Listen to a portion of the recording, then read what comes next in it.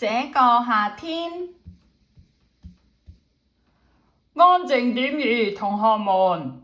老師說，我們只剩2週就要結課了，所以今天我想讓你們寫下你們暑假都有做些什麼。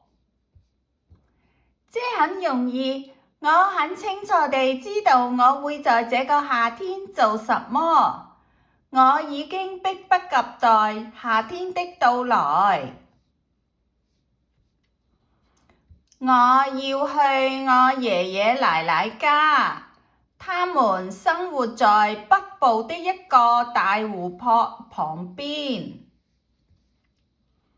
這個湖永遠不會太涼，它是那麼清澈，我可以一直看到湖底。我太愛這湖了，所以奶奶有時乾脆叫我魚兒。我會在湖裏游一整個早晨，直到奶奶叫我吃午飯。我永遠不會對湖游泳感到厭倦。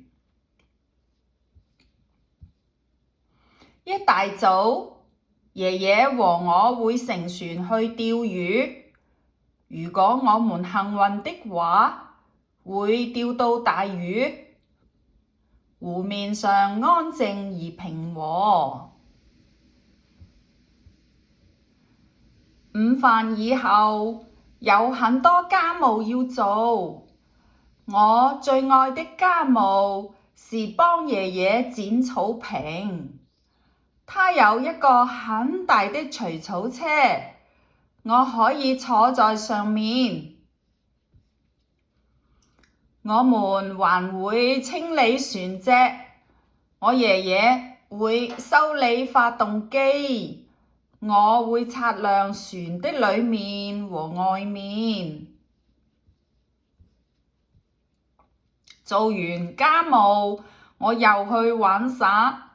去年，我在橡樹上邊搭了一座堡壘，有一些朋友和我一起在我的樹堡裡玩，他們是約翰和提娜，我們會一起做很多有趣的事。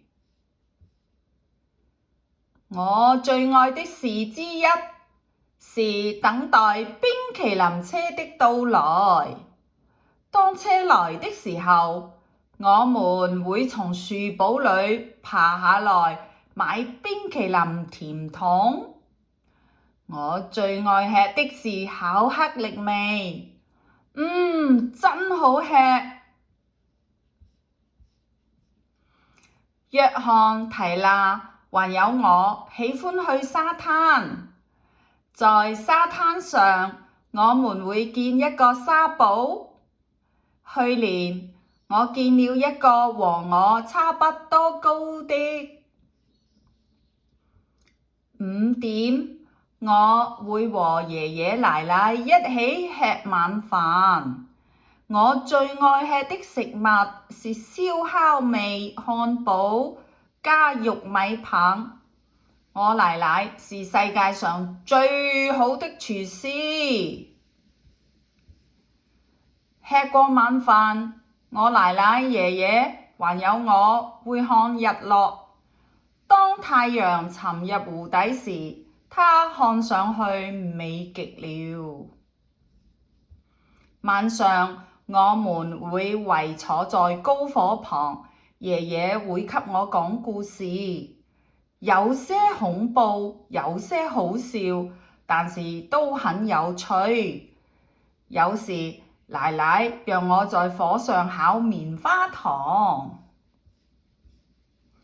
很快我就累了，上床睡覺的時間到了，但是我並不介意上床睡覺，因為第2天我就能把所有的事情再做一遍，我真的很喜歡。時間到，老師說，請把你們的故事交上來。